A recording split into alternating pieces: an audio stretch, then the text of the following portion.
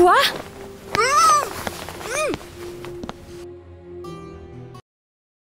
Le contrat de vente de notre société a été signé. On dit que le nouveau patron arrive aujourd'hui. Belle, réussie et confiante. Je parle pas de moi, mais de Megan, notre logisticienne. Ça, c'est moi. Enchantée. Je suis Catherine Huxley, chef du service financier. Pendant que tout le monde au bureau parlait de notre nouveau patron, je travaillais en silence. On dit que le nouveau patron est riche, mais aussi beau. Il y aura une assemblée générale aujourd'hui, et on verra tout par nous-mêmes. J'aimerais tellement pouvoir le choper et ne plus avoir à m'occuper de tous ces documents. J'avais pas d'espoir, moi. Qui voudrait de moi? Ce qui m'inquiétait, c'était que Ricky s'était encore enfui quelque part. La personne que vous essayez de joindre est actuellement indisponible. Oh! Ricky, c'est mon petit frère. C'est un adolescent troublé et un vrai trublion. On ne savait pas qui était notre père. Je l'ai donc élevé seul après la mort de notre mère. Et, pour être honnête, c'était pas facile. Les commères avaient raison. Eric Grant, notre nouveau patron, était très beau. Je suis heureux de rencontrer mes nouveaux collègues. J'espère que nos efforts communs produiront de bons résultats et que la société Chester Finance saura conquérir de nouveaux territoires. Je me demande si je suis la seule à penser que Monsieur Grant avait l'air hyper froid. Il va y avoir des changements de personnel. Certains d'entre vous auront de nouveaux postes. Ce sera certainement pas moi. Il sera perdu sans une secrétaire comme moi. Ça, c'était Linda, l'assistante personnelle de notre ancien patron. Elle était insupportable. La rumeur disait qu'elle voulait coucher avec Monsieur Chester pour qu'il l'épouse. Mais il est mort avant qu'elle n'y arrive. Ouah, il m'a donné la chair de poule rien qu'avec son regard. J'espérais pouvoir garder mon travail. Ça n'a pas été simple de trouver staff. Catherine, le patron veut te voir. Termine ta pause café et va dans son bureau. Pardon? J'espérais qu'il avait juste besoin d'un rapport financier. Waouh! Qu'est-ce qui est arrivé à notre Miss Confiance?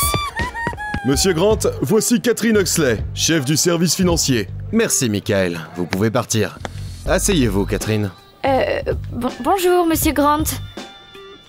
Dites-moi, Catherine, est-il vrai que vous n'étiez pas qualifiée pour votre poste lorsque vous aviez postulé? Eh bien, Merde!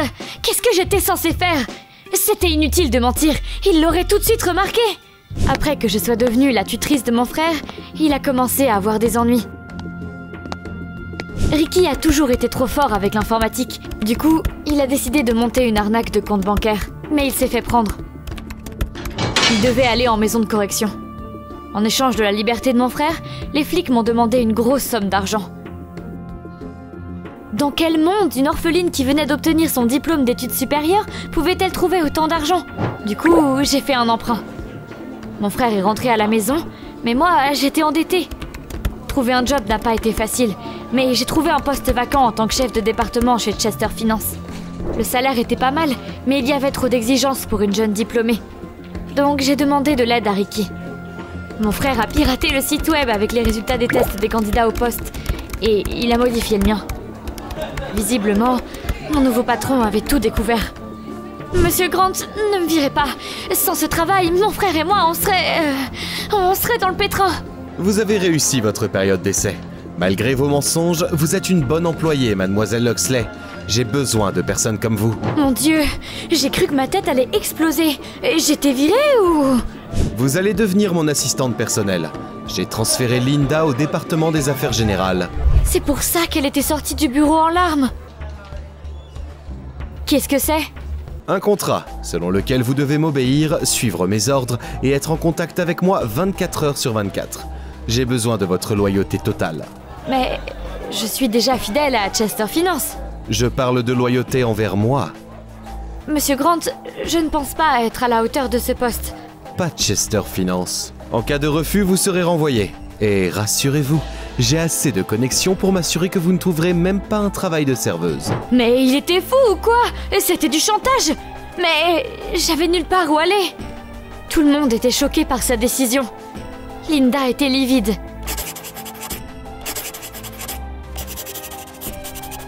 J'ai emménagé dans le bureau à côté de celui d'Eric et je croulais sous les rapports.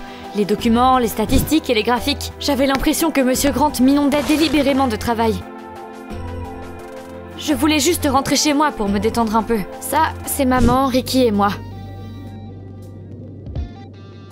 Maman n'a jamais répondu à nos questions sur papa. Je me demandais qui il était. Oh, si seulement nos parents avaient été avec nous.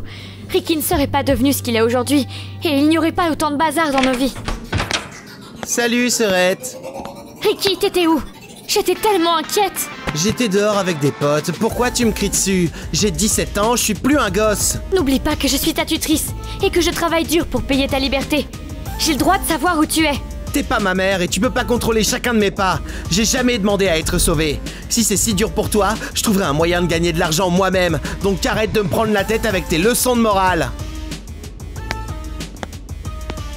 Je contrôle rien dans ma vie.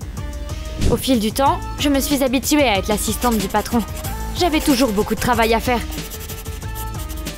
J'avais même l'impression que je pourrais planifier le budget et conclure des accords et diriger moi-même Chester Finance si je continuais à travailler à ce rythme. Qui m'appelle à cette heure-ci? Allô? Mademoiselle Huxley? J'avais un mauvais pressentiment. J'ai demandé à qui je parlais. C'est la police. Votre frère a été arrêté. J'étais sûre qu'Eric serait en colère que je quitte le travail sans sa permission, mais je m'en fichais. Ricky s'était encore mis dans le pétrin. Je suis sûre qu'il y a eu une erreur. Votre frère a de gros ennuis. Il a piraté le compte d'un blogueur connu et a demandé de l'argent à ses abonnés. Évidemment, les fans ont répondu et ont commencé à lui transférer de l'argent. Votre petit frère a retiré l'argent, c'est comme ça qu'on l'a attrapé. Merde, Ricky! Espèce de con! Qu'est-ce qui va lui arriver? Il va être condamné à au moins 3 ans de prison. Par contre, on peut toujours trouver un arrangement. J'aurais jamais pensé que je serais aussi heureuse qu'il y ait autant de flics corrompus dans mon pays. Combien est-ce que ça pourrait coûter pour que vous oubliez l'erreur de mon frère?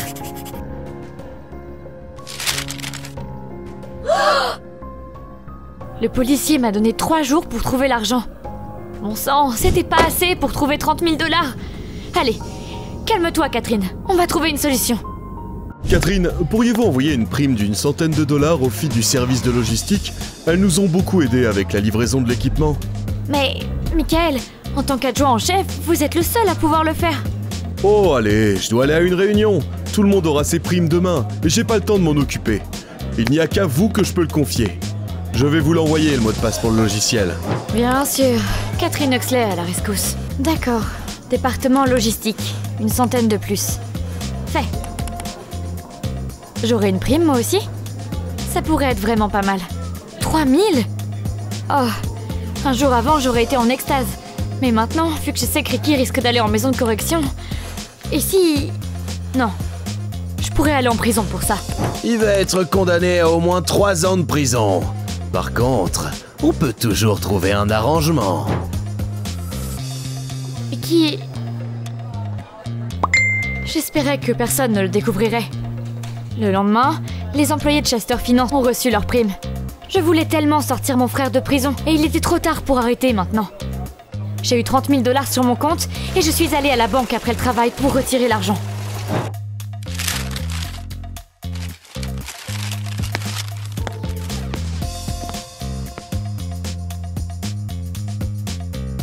Ricky était de nouveau à la maison.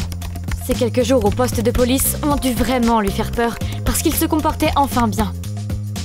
Au travail, j'avais l'impression que personne ne se doutait de ce que j'avais fait. Tout se passait comme d'habitude. Mademoiselle Huxley, venez à mon bureau. J'ai attrapé le rapport que j'étais censée remettre à mon patron et j'y suis allée.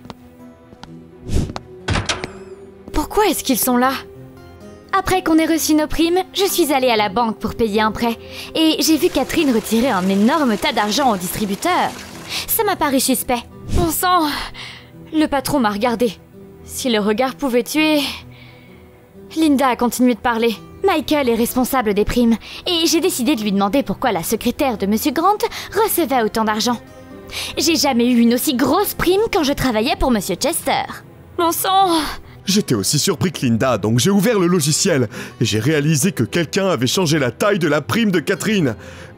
La veille, je lui avais donné le mot de passe moi-même. Mon Dieu, Catherine, on te faisait confiance. Je voulais juste disparaître. C'était terminé. Il faut la virer immédiatement. Les voleurs n'ont pas leur place à Chester Finance. Je suis d'accord. J'étais sur le point d'être viré et remis aux flics. Qu'est-ce qui allait arriver à Ricky? Eric avait l'air furieux. Quoi? Avez-vous oublié qui est le chef de l'entreprise? J'ai besoin des conseils de personne. Sortez d'ici, immédiatement. Tous les deux, mademoiselle Huxley. Restez. Qu'est-ce qu'il faisait? Merde, j'avais tellement peur. C'était très stupide de votre part. Vous virer et vous mettre derrière les barreaux ne sont pas mes seules options, vous savez.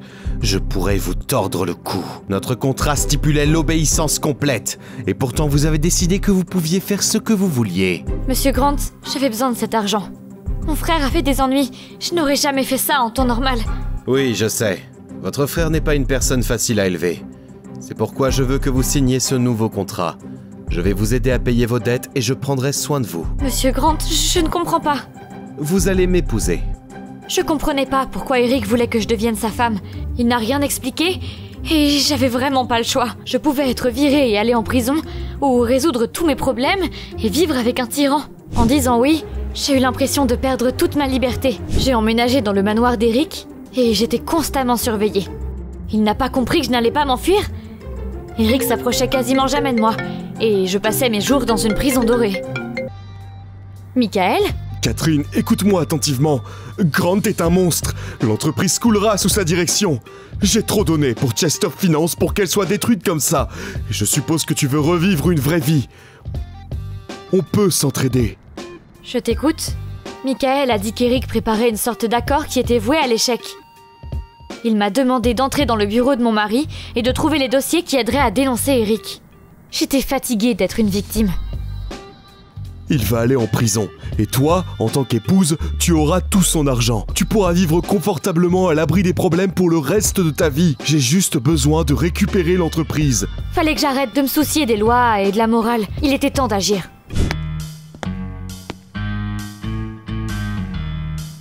Mince, un mot de passe. Bon, faut que je me calme. Salut Ricky, j'ai besoin de ton cerveau et de tes talents de pirate. Compris, je vais essayer ça. Ça a marché. Un dossier avec mon nom dessus? Intéressant. Quoi? Un test ADN? Je pouvais pas en croire mes yeux. J'ai découvert que l'ancien propriétaire de notre entreprise était... mon père? C'est moi qui étais censée hériter de Chester Finance. Eric ne possédait pas la société. Il agissait simplement comme un dirigeant sur les ordres de Monsieur Chester, jusqu'à ce que j'ai 21 ans. Selon les documents, à mes 21 ans, il devrait me rendre l'entreprise. C'était fou. C'est pour ça qu'Eric m'avait épousée. Il voulait pas se séparer de l'entreprise. Il a dû décider de me garder en laisse et loin de cette information, pour mettre la main sur l'entreprise après. Quel bâtard! Il n'était pas encore revenu à la maison, mais j'allais appeler les flics et attendre qu'il rentre.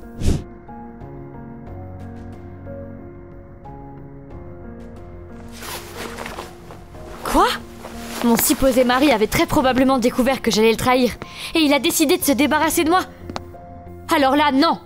J'ai décidé de m'éloigner, mais quelqu'un m'a frappé à la tête. Personne ne m'a dit ce qui était en train de se passer. J'avais nulle part où m'enfuir. Je savais pas depuis combien de temps j'avais été kidnappée quand... j'ai entendu des coups de feu dehors. Ils m'ont enfin retrouvée? Hé oh! Je suis là! Toi? Il faut qu'on parte. Je vais nulle part avec toi, sale tyran! Tu voulais juste mettre la main sur ce qui nous appartenait à Ricky et moi? Tire-moi dessus tout de suite! Espèce d'imbécile têtu! Maintenant que tu as enfin terminé de crier et de donner des coups de pied, je vais te raconter une histoire intéressante. Devenir riche n'est pas chose facile. Avant de fonder l'entreprise, Monsieur Chester était un employé de bureau ordinaire. Puis il a rencontré une femme. Ils ont eu une fille. La carrière de Monsieur Chester a décollé au même moment. Sa femme et sa fille ne le voyaient presque jamais à cause de tous ses voyages et réunions. Et sa femme s'en est lassée. De plus, Chester a commencé à la tromper. La femme de Monsieur Chester était enceinte de leur deuxième enfant quand elle a pris sa fille et est partie. Elle a changé de nom de famille, déménagé et coupé les liens avec son passé. À l'époque, le jeune et ambitieux Monsieur Chester, le futur chef de Chester Finance, a décidé que sa carrière était plus importante pour lui et il n'a pas tenté de les récupérer. Les années sont passées, une fille qui ressemblait à sa mère est devenue chef du service financier de l'entreprise et Monsieur Chester a compris que Catherine Huxley pouvait peut-être être sa fille. Il a demandé à un médecin d'envoyer du sang de la fille à un laboratoire de recherche génétique après son examen médical pour s'en assurer. Ses soupçons ont été confirmés, mais il ne pouvait pas dire la vérité à sa fille car des assassins étaient à sa recherche. Quelqu'un voulait reprendre la société. Monsieur Chester s'est tourné vers moi, son ami et chef de la sécurité, pour avoir de l'aide et me confier sa société. Le vieil homme m'a donc demandé de te protéger et de te préparer à ton futur rôle de chef de l'entreprise et de tout avouer avant de te céder l'entreprise une fois que tu aurais 21 ans. Mais la vieillesse a rattrapé Monsieur Chester avant que les tueurs n'y arrivent. Il est mort et j'ai estimé qu'il était de son devoir de réaliser sa dernière volonté. Tu es... l'ami de mon père? Pourquoi est-ce qu'il voulait attendre mes 21 ans?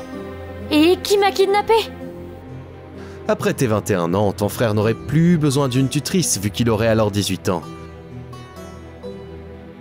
Les citoyens de notre pays ont le droit d'effectuer d'importantes transactions financières après avoir atteint l'âge de 21 ans. Quant à ceux qui t'ont kidnappé, regarde par toi-même. Quoi? C'était lui? Michael veut diriger Chester Finance depuis longtemps. Il voulait me piéger et se débarrasser de moi, mais il ne trouvait pas comment faire. Il se demandait pourquoi j'avais fait de toi mon assistante, donc il a commencé à creuser. Il a découvert que tu avais besoin d'une grosse somme d'argent et il t'a donné accès au logiciel des primes, en espérant que tu céderais à la tentation de changer la tienne. Son plan a marché. Il a convaincu Linda de l'aider et ils t'ont dénoncé pour te virer de l'entreprise. Mais je me méfiais déjà de Michael à ce moment-là. C'est pour ça que je t'ai épousé, pour te garder à l'œil. Sauf que mon adjoint dévoué a tout découvert et a décidé de l'utiliser. Il voulait que tu lui envoies des dossiers. Comme ça, il se serait débarrassé de toi et moi en même temps. Mais ça n'a pas marché. Et Michael a décidé d'engager des kidnappeurs et de me faire chanter. J'ai bien tout compris, Michael. Vous n'avez pas pris en compte le fait que je trouverais rapidement ma femme. Il y avait un traceur dans son alliance. Vous avez raison, Monsieur Grant. Après que la vérité ait été révélée, notre vie a pris un énorme tournant. J'ai continué à vivre avec Eric dans sa maison et à me préparer à devenir la chef de Chester Finance. Grant a remboursé toutes les dettes de Ricky et on a réussi à convaincre mon frère de rentrer à l'université pour qu'il fasse des études de programmation. Il avait un vrai talent et il allait devenir chef du département technique de l'entreprise dans quelques années. De mon entreprise. J'ai eu 21 ans et le temps d'Eric en tant que chef de l'entreprise a pris fin. Comme promis, il me l'a remis. Eh bien, maintenant t'es une vraie chef. Ma mission est accomplie. Tu es en sécurité et tu n'as plus besoin d'être Madame Grant. Tu sais, c'est pas si mal d'être Madame Grant en fait. En plus, je dirige une entreprise, mais je n'ai personne pour gérer ma sécurité. Tu voudrais me protéger et toujours rester à mes côtés ?